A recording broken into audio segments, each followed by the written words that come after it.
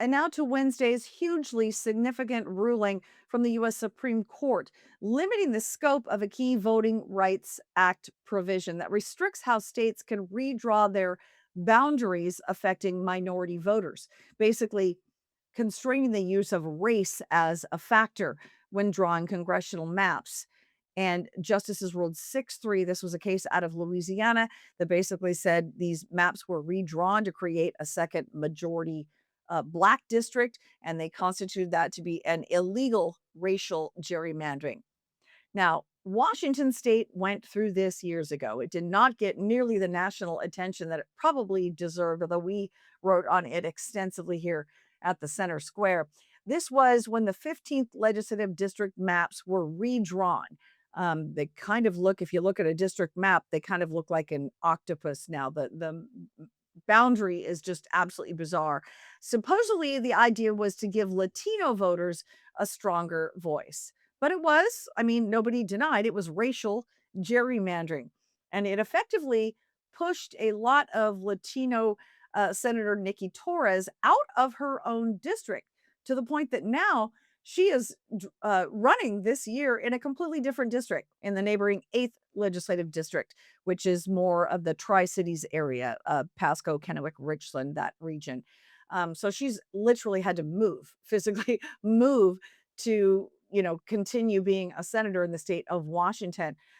Here is what she told me this morning in reaction to this SCOTUS ruling in the Louisiana case and her hopes that it may impact Washington. Was hoping that it would come out earlier versus as late as it did. And even last year, we were kind of hoping that they would have, but they kind of kicked the can down the road a little bit. And what happened with my district, with the redistricting of the 15th and it was both districts, the 15th and the 14th, that were really impacted. We saw that the Hispanic voting age, the HVA population, they call it, actually reduced. They reduced it when they redrew the maps for the 15th district. So it was like originally like 50.1 or 50.2, and it went down to like 49, I believe. So they significantly reduced. I mean, even it's a small portion, but still, it was a good enough portion to be claiming that they needed to redraw the maps because it diluted the Latino vote. Well, when they redrew the maps, they actually diluted it more in the 15th, and they made it more white and more Democrat. Now, the redrawn boundaries in central Washington there in Senator Torres' district have created a flurry of people, musical chairs, if you will. There's State Representative Jerry Defoe of Sela, who's now planning to run for the Senate seat that she's leaving. The one she's vacating. You've got other Republicans joining in the race against Torres going into the primary, which will be August. So there are a bunch of musical chairs happening here. One more note before we end today's episode of Washington in Focus.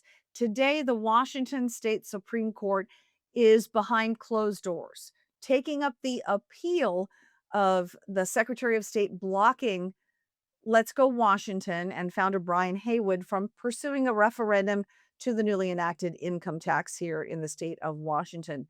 You may recall Secretary of State Steve Hobbs said, I refuse to process your referendum request because the bill actually precludes a referendum because it contains a necessity clause.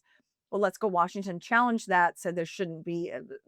They ultimately said it was a misinterpretation of the state constitution, but that has been rejected. They're appealing. And behind closed doors, media not allowed, or we'd be there today.